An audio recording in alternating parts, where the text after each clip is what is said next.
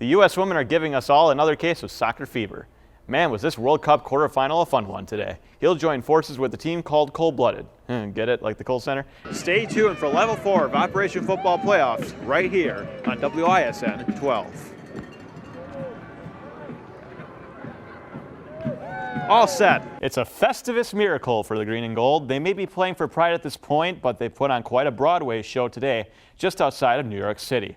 We use the term dynasty for teams that string together titles. U.S. women's soccer has to qualify. They've won 4 of the 8 Women's World Cup championships. We are minutes away from the Bucks tipping off in Cleveland -2 of their starters. Chris Middleton is out with a finger sprain, while Malcolm Brogdon has a left hamstring injury. Today, the Brewers put Jimmy Nelson on the injured list with an elbow problem he's apparently been dealing with since spring training. It appears the Packers will have to face Khalil Mack and the Bears without starting right tackle Brian Bulaga. He's listed as doubtful for Sunday's game at Soldier Field.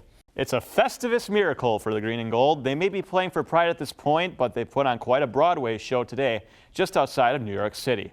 A tough start for number 12 in company at the Meadowlands. Jets rookie quarterback Sam Darnold finds Robbie Anderson for a 33-yard score. Packers down 14-0 in the second quarter.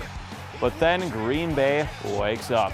Aaron Rodgers dials long distance, and Jay Kumerow, the pride of UW-Whitewater, makes a catch and scores the first touchdown of his NFL career, a 49-yarder. However, on the ensuing kickoff, watch this. Andre Roberts, he's going to take the rock. He keeps rolling. A 99-yard kickoff return touchdown for the Pro Bowler, but the Packers only trailing by 4 at the half. Fast forward to the fourth quarter. Rodgers and company still down but not out. With just over 6 minutes left to play, Rodgers rolls right into the end zone. Aaron all in a meaningless game. With just over a minute to play, sneaks in one more time to put the Packers in front. The first time he's scored 2 rushing touchdowns in 7 years. And he also gets a 2-point conversion. Jets fly right back down the field and kick a field goal to send it to overtime.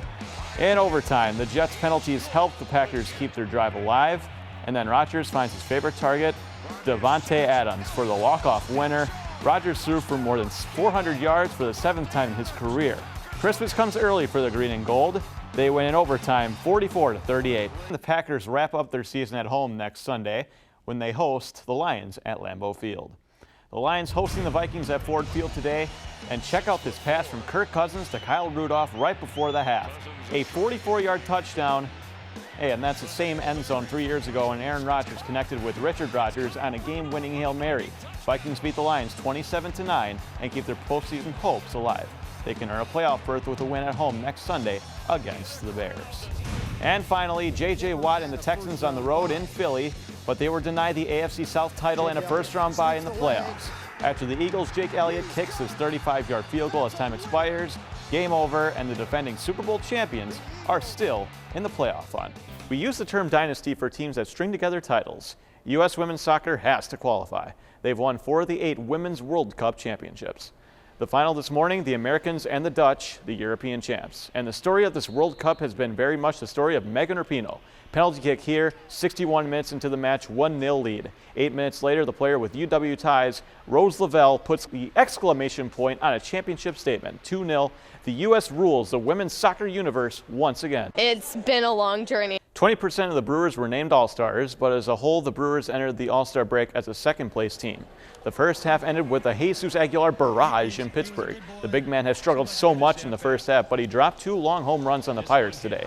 Maybe some momentum for the second half? Aguilar was the entire Brewers offense until the 8th. Keston Hiura's high fly ball just keeps on carrying, and it gets the Brewers within a run, but they got no closer. 6-5, and the Brewers are 47-44, a half game behind the first-place Cubs with 4 days to rest and recover.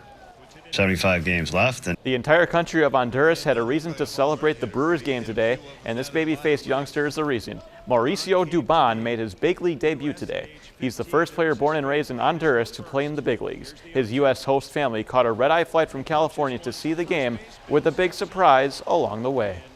We had a layover in Houston, and we were sitting there waiting to board our next plane. I look up, and there he is, and I just started screaming. Some Brewers are working even during the All-Star break. Gio Gonzalez, the veteran left-hander, will go out on a rehab assignment during the break. He'll start for the Carolina Mudcats Wednesday in hopes of joining the depleted Brewers rotation soon. And a player named Antetokounmpo has signed a contract with the Bucks. It's not Giannis, it's his older brother Thanasis. It's a 2-year fully guaranteed deal for the veterans minimum of $3 million.